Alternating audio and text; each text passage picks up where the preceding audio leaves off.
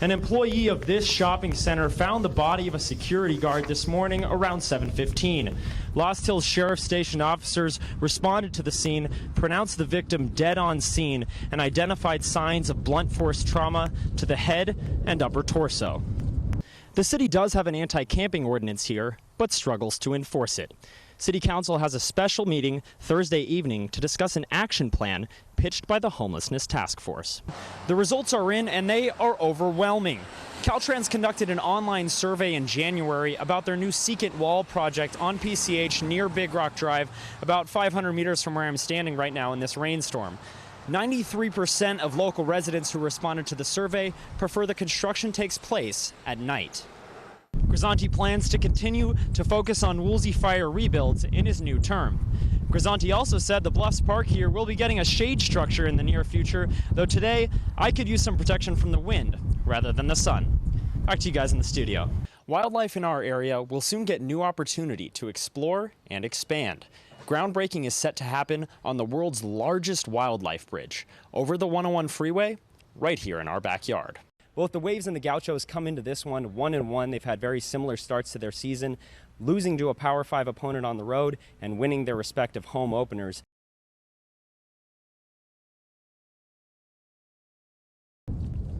Trancas Country Mart is just feet from Zuma Beach in eastern Malibu. The parking lot of Trancas Canyon Nursery became a crime scene today, as Detective Vincent Ursini describes. Upon inspection of the victim, it appeared as though he sustained some type of blunt force trauma to the upper torso. LA County Fire paramedics responded to the scene, treated him, but ultimately pronounced him deceased at the scene. Ursini said the victim was a white male in his late 50s who was working as an overnight security guard. There are still plenty of unknowns, including the exact time of death and a potential weapon. We don't know at this time, but early indications are there hasn't been any weapon recovered. The victim was not carrying a weapon on his shift. The next step for Detective Ursini is identifying potential witnesses. He is treating the investigation as a suspicious death, so while homicide is a possibility, it is not the only one. Yeah, we're canvassing the area for any video that may have captured the incident or any witnesses that may have seen or have some sort of information. Head of the Malibu Public Safety Commission, Chris Frost, said suspicious deaths are rare, especially in eastern Malibu. I'm frankly kind of surprised. This isn't something that's common to our area. It seems to be becoming more common overall, though.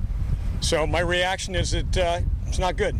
Frost is also on Malibu's Homelessness Task Force and said he does not see many unhoused folks in the area of the Trancas Country Mart. A lot of these guys have been given services and they've moved on to other areas. So this end of town has not, in the last, say, month, I have not seen what you might have seen here a year ago. Frost said the community will miss the victim. It's tragic. So most of these guys that have worked here for a long time. They aren't guys that come in and work for a week and then they're gone. The people in the neighborhoods know them. We greet them like that, holidays, etc. So they're all people we know. The Trancas Country Mart remained open to shoppers and diners today, but the entire back parking lot was closed as an active crime scene. The victim's body remains on the scene now as I speak, 10 hours after it was discovered, right around this corner, surrounded by evidence markers. You can contact the Sheriff's Homicide Bureau, the Lost Hills Sheriff Station, or Crime Stoppers if you have any tips. Back to you guys in the studio.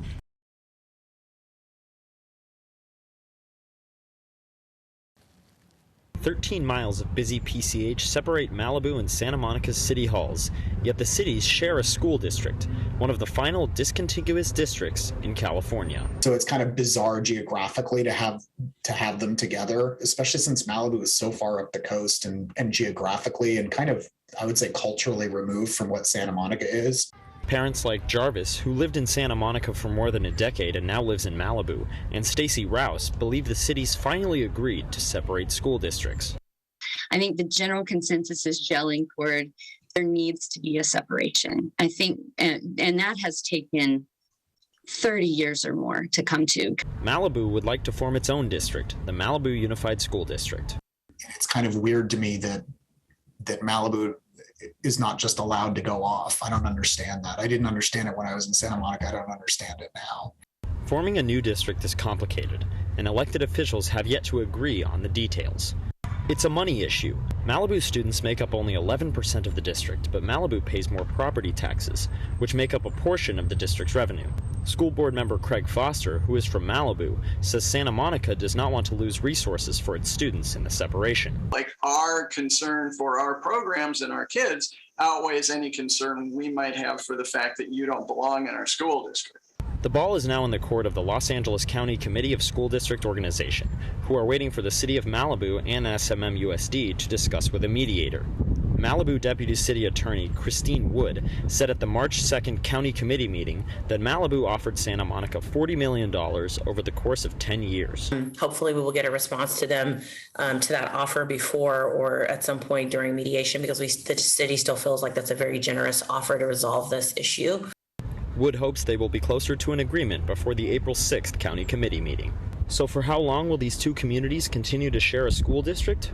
We're two entirely different cities in two entirely different places who just happen to be together.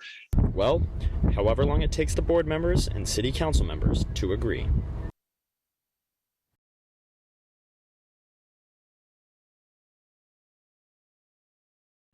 Mountain lions in the Santa Monica Mountains face a tough reality. They have to deal with roads and urbanization and development and you name it. When the National Wildlife Federation's Beth Pratt pitched the idea of a wildlife crossing over the 101 freeway to extend the cougar's habitat, she knew it was bold. When I came to them in 2012, we're like, you got to be out of your mind.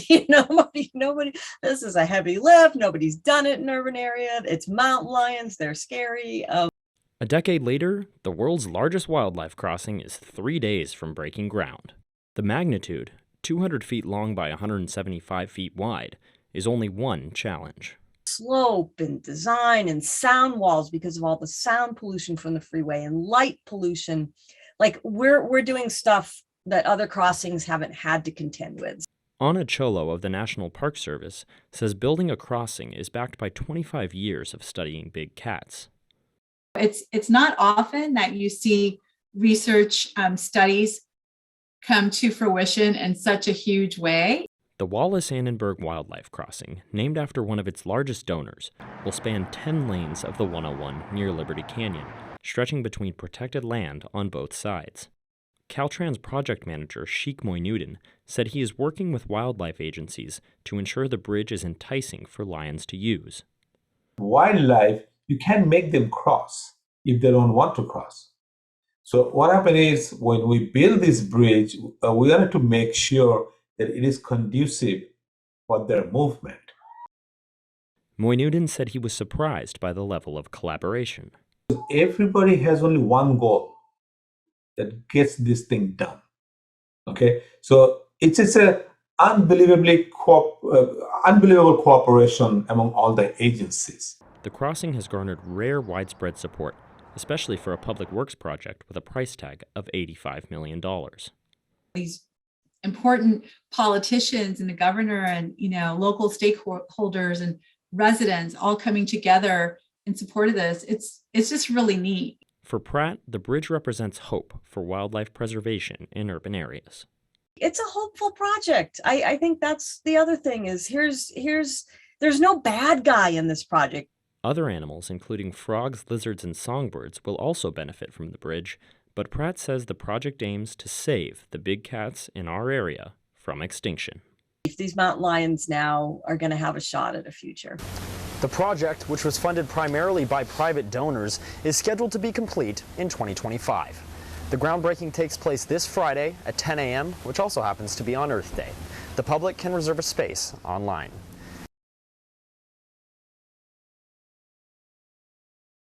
And just up the coast, Santa Barbara County is considering a plan to restart oil production for the first time in 7 years. The investigation into a deadly shooting by actor Alec Baldwin on the set of a Western movie uncovers serious missteps. No motorhomes on PCH, no rodents roaming around Malibu, and no algae taking over the beaches. City Council members were supportive of the discussion, but wanted to educate themselves before they spoke more. A Malibu car show is driving customers away from the Country Mart. Malibu Lagoon's newest visitor, seasonal algae, is overstaying its welcome. There's a new cat in town, and she is turning heads. Yeah, I can actually vouch for both the wine and the area. It's a beautiful spot. I live near it, so it's worth going up to the mountains, trying some of the wine.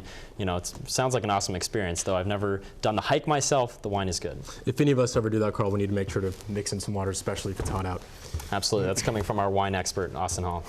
And Austin, there's no denying it was a tough season in the win column for men's basketball. I mean, 1-15 in the West Coast Conference is tough, but it's an exciting team to watch. I mean, these young guys are really a joy to watch. And Austin, it's a little bit ironic that you and I are anchoring this show on International Women's Day, but we are surrounded by some great women on this show, of course, both of our reporters today, our producers, our advisor. It's an honor to celebrate today with them. We love all of them. No. Those kindergartners tend to have the best life advice, and they're straight shooters. I think they'd tell us exactly what we did wrong right off the bat. I completely think they would. So that will do it for us this evening. Be sure to follow Newswaves 32 on Instagram for all of your latest local breaking news. Have a great night.